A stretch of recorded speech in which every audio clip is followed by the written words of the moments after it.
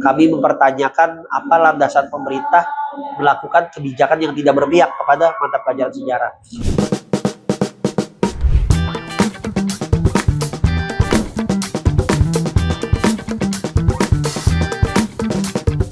Dalam perjalanan karir Bapak di dunia pendidikan menjadi seorang guru, seperti apa sih Pak dimulai dari tahun berapa Bapak itu sekarang di jabatannya?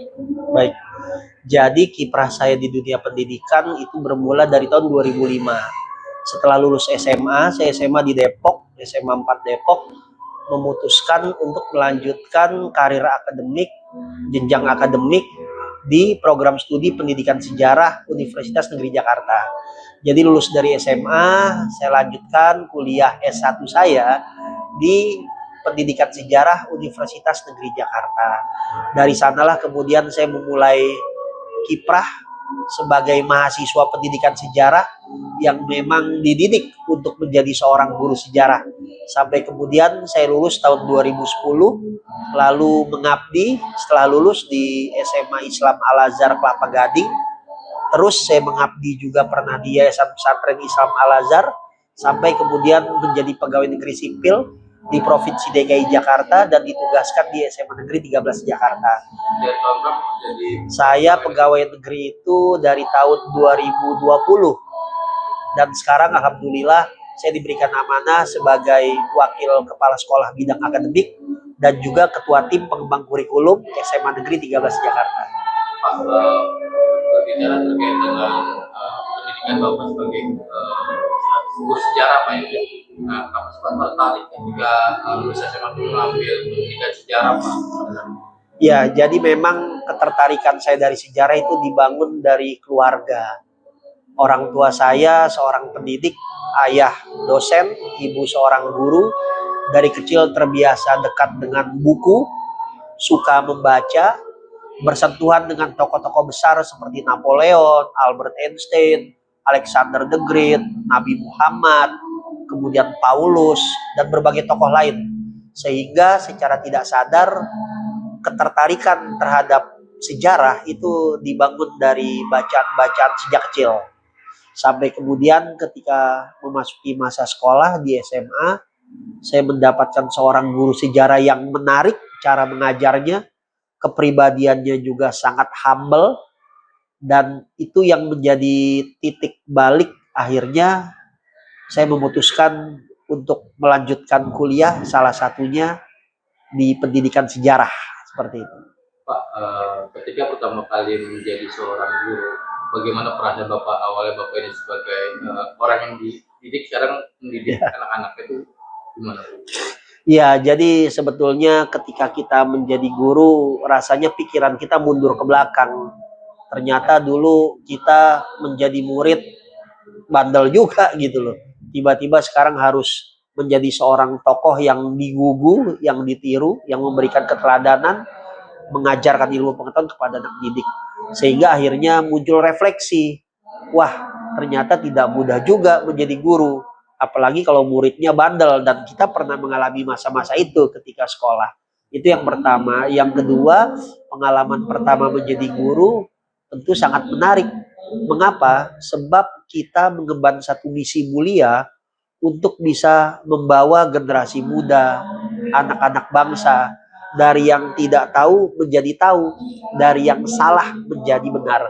Sehingga tugas sebagai seorang guru itu bukan hanya sekedar untuk mencari uang, untuk mengisi lamaran pekerjaan, tapi bagaimana menjalankan misi suci, menuntaskan tugas-tugas kenabian untuk bisa menyampaikan pesan-pesan kebaikan kepada manusia, dalam hal ini kepada anak didik kita. Sehingga menjadi guru adalah misi suci, prophetical mission, artinya tugas-tugas kenabian yang kita lakukan di atas muka bumi. Pak, sekarang ini juga Bapak menjabat sebagai Sekjen ya, Wakil Kepala Jenderal PGRI Pak. Nah itu mulai sejak kapan Pak menjabat sebagai Wakil Sekjen? Ya, saya mulai aktif di pengurus besar Persatuan Guru Republik Indonesia itu sejak tahun 2022.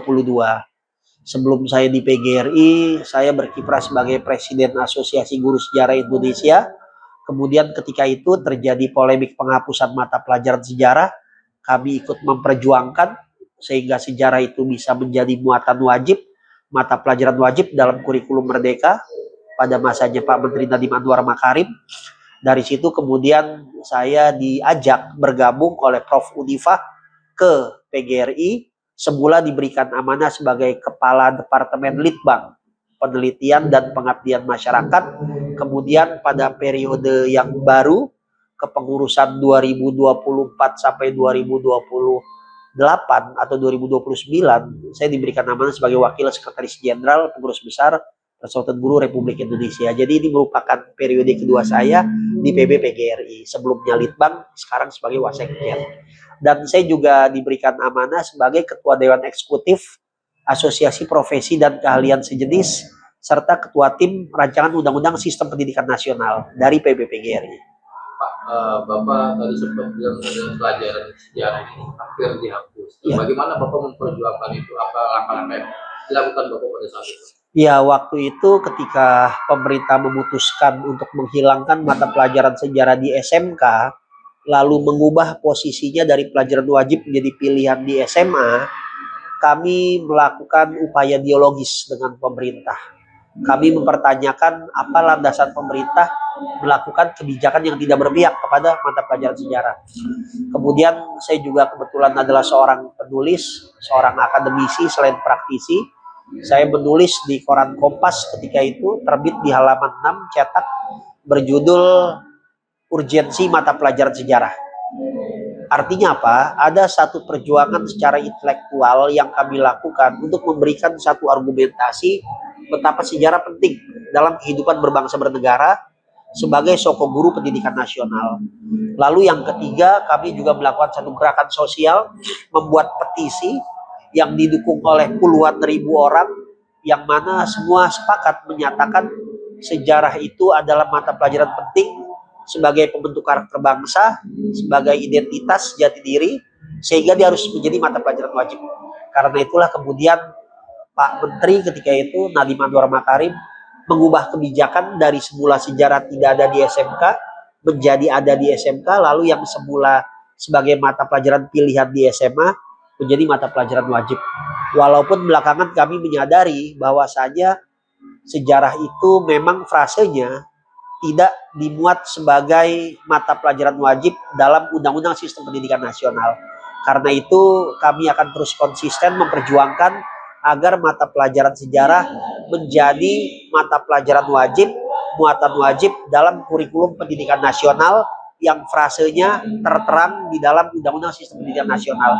Dan hari ini pemerintah sedang menggagas RUU Sistem Pendidikan Nasional. Kami berjuang melalui pintu itu. Alasan dari pemerintah sendiri Pak tidak mewajibkan pelajaran sejarah? Ya, saya melihat ini lebih kepada ketidakmengertian tentang sejarah. Adanya ketidakmengertian membuat kebijakan yang muncul tidak berpihak kepada sejarah. Yang kedua, pemerintah masih melihat sejarah sebagai satu kerangka ilmu pengetahuan, sehingga dalam proses pendidikan tidak semua orang harus belajar sejarah. Tapi kalau kita memiliki sudut pandang sejarah sebagai satu alat ideologi, sebagai pembangun karakter bangsa, maka kedudukannya menjadi wajib bagi seluruh anak bangsa. Nah, ini yang kami coba dudukan, bahwasanya sejarah bisa dilihat dalam dua perspektif. Secara keilmuan, dalam filsafat esensialis, sejarah adalah satu disiplin ilmu yang mana memang belajar berdasarkan pilihan, minat, dan bakat. Tapi pada titik lain, sejarah juga merupakan satu alat ideologi pembangun karakter bangsa, yang mana tanpa orang belajar sejarah, dia tidak akan mengenal jati dirinya, dia tidak akan tahu dari mana dia berasal. Sebab sejarah terkait dengan memori kolektif kita sebagai sebuah bangsa. Di situ sejarah menjadi wajib bagi seluruh anak bangsa. Dan di dalam kurikulum 2013 ada sejarah peminatan, ada sejarah Indonesia. Di kurikulum Merdeka ada sejarah tingkat lanjut, ada sejarah. Dan yang kami usulkan adalah sejarah Indonesia sebagai muatan wajib dalam kurikulum nasional yang tertuang pada rancangan Undang-Undang Sistem Pendidikan Nasional. Ini yang kami dorong. Sejarah sebagai mata pelajaran wajib, sejarah sebagai muatan wajib dalam kurikulum nasional. Dari mulai pendidikan dasar sampai menengah dan juga di pendidikan tinggi. kita juga mendorong agar bukan hanya mata pelajaran sejarah yang menjadi mata pelajaran wajib, tapi mata kuliah sejarah juga menjadi mata kuliah wajib di perguruan tinggi. Sejarah apa yang wajib? Sejarah Indonesia, seperti itu. Pak, tadi kan sudah disebutkan belum diubah ya undang-undangnya.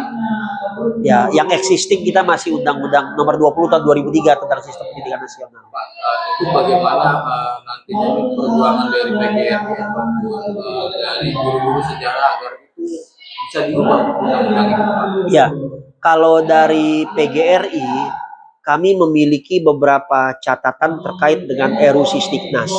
Yang pertama, kami berharap RUU Sistiknas jangan sampai menghilangkan guru sebagai profesi.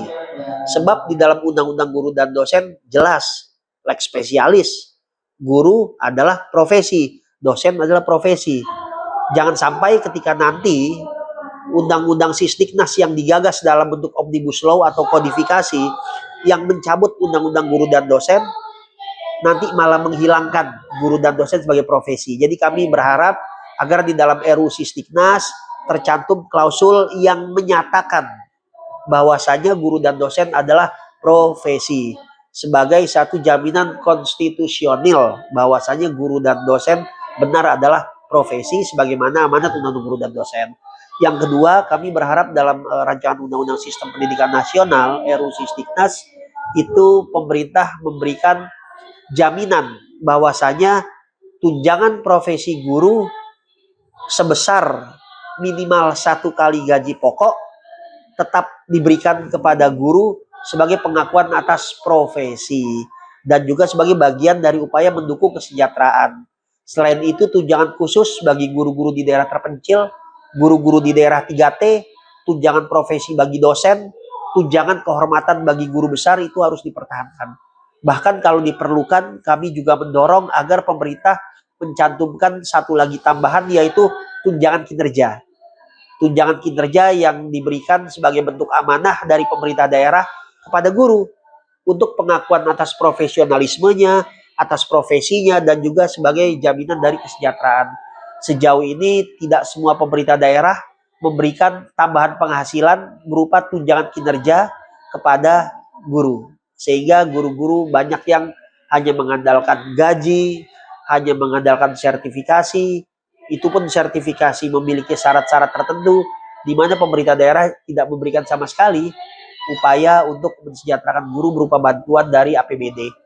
Yang ketiga, kita juga meminta agar perlindungan guru itu dibuatkan dalam bentuk undang-undang sehingga tidak ada lagi upaya kriminalisasi terhadap guru. Kami memiliki kajian, salah satu solusi agar tidak terjadi kriminalisasi guru adalah dibuatkan satu rancangan undang-undang yang bicara mengenai perlindungan guru dan dosen. Lalu yang lain juga adalah kami berharap agar upaya pemerintah menjadikan wajib belajar 13 tahun itu dimulai dari PAUD, sedangkan PAUD yang dimaksud adalah PAUD formal, yaitu taman kanak-kanak. Sehingga wajib belajar 13 tahun, 1 tahun sebelum masuk SD harus dimulai dari PAUD formal. PAUD formal itu adalah taman kanak-kanak. Dan juga yang paling penting adanya revitalisasi LPTK, Lembaga Pendidik dan Tenaga Kependidikan sebagai penghasil guru, agar mereka bisa menjalankan peran fungsinya untuk menghasilkan guru-guru yang berkualitas. Sebab sejauh ini kita lupa bahwasanya pendidikan akan maju apabila ditopang oleh guru-guru yang berkualitas. Guru-guru yang berkualitas itu dihasilkan dari LPTK, Universitas Pendidikan yang memang berkualitas dalam menghasilkan guru. Jadi kami minta ada revitalisasi LPTK. Itu diantara aspirasi kami. Pak, kalau Bapak melihat sendiri ini sistem atau undang-undang pendidikan kita seperti apa? Apakah apa yang harus diperbaiki dan apa yang harus ditingkatkan? Iya. Jadi Indonesia itu sudah merdeka hampir 80 tahun. Dari 80 tahun Indonesia merdeka, kita memiliki kurang lebih 40 menteri pendidikan, dari mulai Ki Hajar sampai Prof. Abdul Mukti. Ada 11 kali kurikulum yang berganti dari kurikulum tahun 47 sampai kurikulum merdeka. Dan kita memiliki kurang lebih 3 undang-undang pendidikan. Undang-undang tahun 50, undang-undang tahun 89, dan terakhir undang-undang 2003. Apabila melihat dari situasi ini, maka sebetulnya pertanyaan kita adalah Indonesia itu apakah maju ke depan, mundur ke belakang, atau jalan di tempat. Faktanya, satu produk undang-undang itu harus bergerak secara dinamis menyesuaikan dengan perkembangan zaman. 2003 undang-undang kita yang terakhir pada masanya Ibu Megawati, sekarang sudah 2025, rasanya banyak hal yang perlu diperbaiki. Terakhir kita terjadi COVID-19, kurikulum kita tidak siap menghadapi satu wabah, sehingga perlu ada adaptasi terhadap perkembangan teknologi, terhadap situasi-situasi eksternal.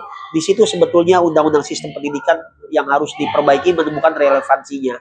Lalu sebetulnya kita juga memiliki catatan, undang-undang sistem pendidikan nasional ini jangan sampai menghilangkan hak-hak kesejahteraan, perlindungan, profesionalisme guru dan dosen yang itu sudah rigid diatur di dalam Undang-Undang Guru dan Dosen nomor 14 tahun 2005. Kami juga berharap agar undang-undang tentang pesantren, kemudian undang-undang tentang anak-anak yang berkebutuhan khusus, undang-undang tentang sekolah-sekolah kedinasan itu bisa disinkronisasi di dalam undang-undang sistem pendidikan nasional. Dan yang paling penting adalah 20% anggaran pendidikan harus digunakan untuk kepentingan pendidikan.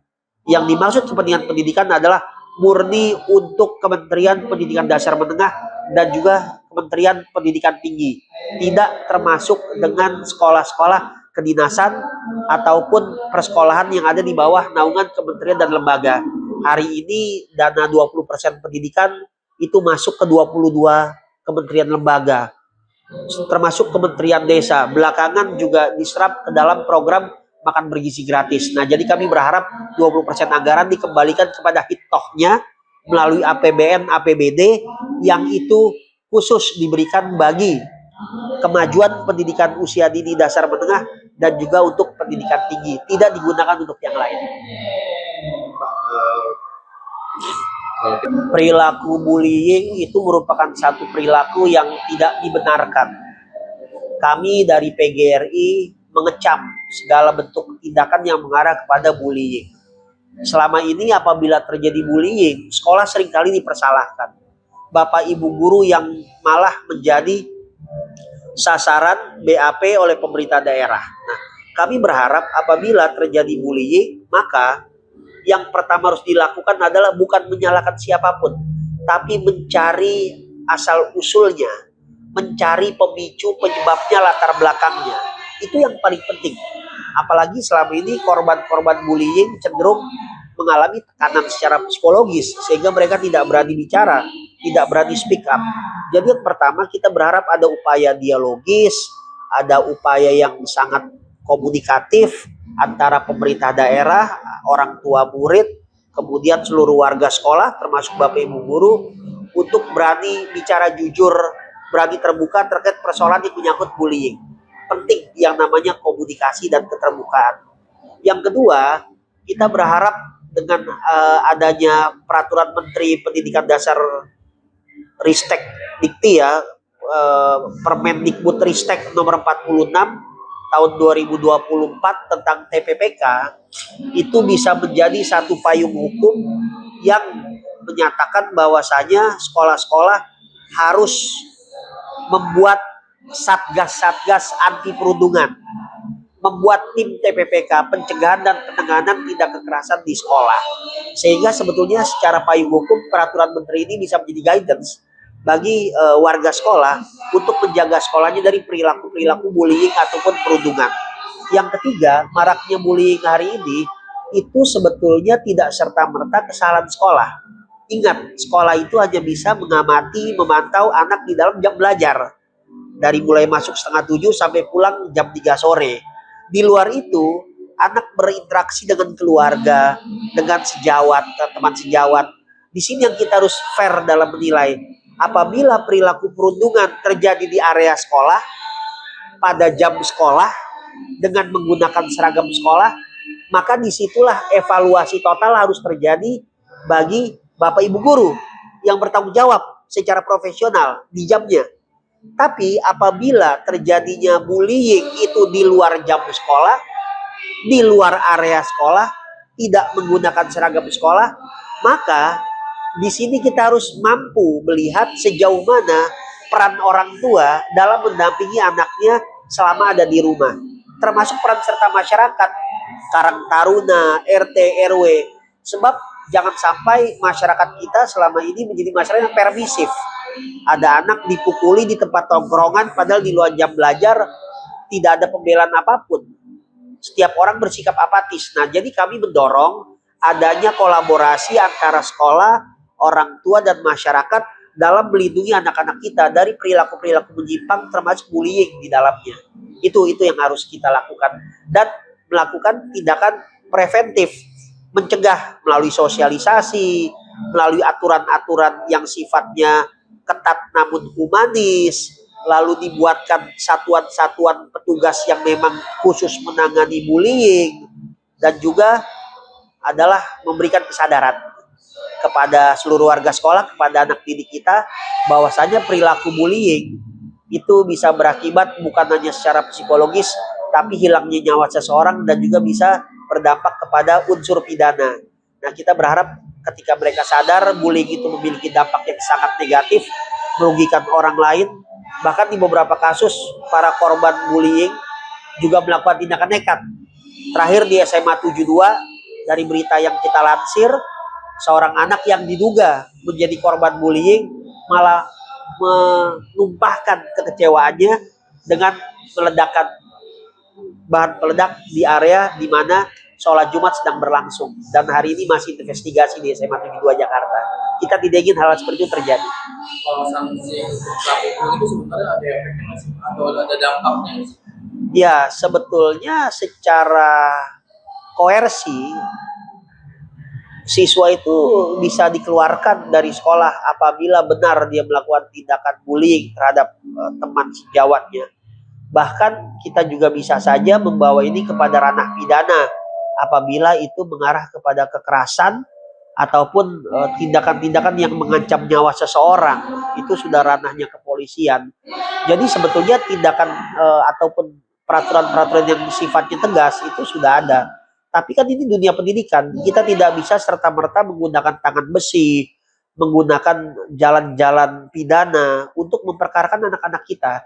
Jadi yang paling utama adalah bukan fokus kepada bagaimana melakukan tindakan pendisiplinan ataupun hukuman, tapi mengetuk kesadaran mereka sebagai manusia yang bermartabat, sebagai manusia yang sosial.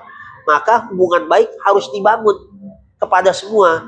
Jangankan dengan manusia, dengan hewan, dengan tanaman, mereka harus bisa berdampingan dengan baik. Nah, membangun kesadaran itu adalah esensi dari pendidikan. Tidak serta-merta harus menggunakan hukuman, apalagi satu tindakan pendisiplinan. Nah, disinilah peran guru mata pelajaran, wali kelas, guru wali, guru BK, orang tua, pemuka agama, kemudian RT, RW, dan seluruh aparat ikut mendukung agar anak-anak kita bisa mendapatkan lingkungan yang aman, nyaman, dan juga kondusif. Pak, hari ini kan hari guru. Ya. Bagaimana harapan Bapak sebagai seorang guru dan juga sebagai pengurus besar Satuan Guru ini, Pak? Ya, jadi banyak pihak yang tidak memahami bahwasanya peringatan Hari Guru Nasional itu bertepatan dengan hari lahirnya PGRI. Sejarah mencatat bahwasanya hari ulang tahun PGRI yang ke-80, sebab PGRI lahir 100 hari setelah Indonesia merdeka, 25 November 1945. Makanya usia PGRI itu satu nafas dengan usia Republik Indonesia. Nah, untuk menghargai jasa guru, peran guru sebagai agen pembangunan nasional, karena menghargai PGRI sebagai organisasi guru pertama yang mempersatukan seluruh guru dari berbagai wilayah di Indonesia, maka terbitlah keputusan Presiden nomor 78 tahun 1994 yang menyatakan bahwasanya Hari Guru Nasional adalah hari lahir PGRI. Usia PGRI 80 tahun sama dengan usia Indonesia. Usia Hari Guru Nasional baru 31 tahun, karena pertama dimulai dari tahun 1994, hari ini tahun 2025. Ironisnya, banyak dari kita mengalami amnesia sejarah ketika menyebutkan Selamat Hari Guru Nasional 2025, tapi mereka tidak merangkaikannya dengan Selamat Ulang Tahun PGRI yang ke-80. Sehingga seharusnya penyebutannya adalah Selamat Hari Ulang Tahun ke-80 Persatuan Guru Republik Indonesia dan Hari Guru Nasional 2025. Jadi antara Hari Guru Nasional, Hari Ulang Tahun PGRI itu berada dalam satu tarikan nafas. Kepres 78 tahun 1994. Lalu harapannya di Hari Guru Nasional ini adalah kita berharap para guru di seluruh wilayah Indonesia senantiasa profesional, sejahtera, terlindungi, dan terjaga harkat martabatnya. Tidak ada lagi diskriminasi bagi kaum guru. Negeri, swasta, pegawai negeri, honorer, P3K, guru di perkotaan, guru di pedesaan, guru di pesisir, guru di daerah 3T, semua berhak mendapatkan profesionalisme, kesejahteraan, perlindungan, serta karir yang layak dari pemerintah. Itu yang paling penting. Pak, mungkin terakhir Pak, Ya. mungkin saya ceritakan Pak, masa kecil Bapak ini dihabiskan di mana, terus sekolah di mana aja. Ya. Terus cita-cita jadi guru itu memang sudah sejak itu atau memang sudah jadi guru? Ya, jadi sepertinya kenapa saya menjadi guru? Karena di dalam tubuh saya terkandung DNA guru. Ada darah guru di dalam tubuh saya. Tadi saya sebut ayah saya adalah pendidik, ibu saya adalah guru. Wajar anak tim jadi seorang guru. Sehingga secara genetik, secara DNA, secara turunan memang saya ini berdarah guru. Yang kedua, saya memulai masa kecil saya itu di kota Depok, mulai dari TK. Saya lahir 1 November 1987. Usia berarti udah 37 atau 38 ya. TK saya di TK Mekarsari, Depok. SD saya SD 29 Depok. SMP 4 Depok. SMA 5 Depok. Kemudian dari mulai sarjana, master sampai doktor saya di Universitas Negeri Jakarta. S1 saya pendidikan sejarah, S2 saya pendidikan sejarah, S3 saya teknologi pendidikan, bidang konsentrasinya adalah kurikulum pengembangan sejarah. Masih Pak. Oke.